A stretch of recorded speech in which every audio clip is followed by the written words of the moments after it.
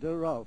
Early lead is taken by Salinas from the outside, and moving up on the inside is Senior Cricket, and Sangre del Tigre moving up on the outside by the rail is Storming Norman and Sambat.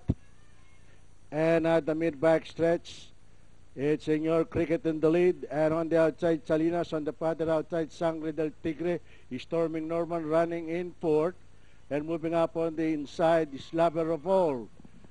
Nearing the far turn, it's Sangre del Tigre in the lead, followed by Salinas by the rail, and Storming Norman on the outside in third, and Senior Cricket running in fourth, Lover of All and Sambat.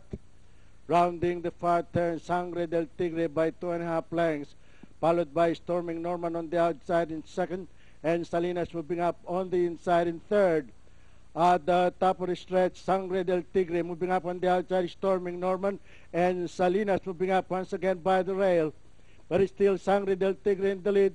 It's Sangre del Tigre, Storming Norman moving up on the outside, and Salinas on the inside.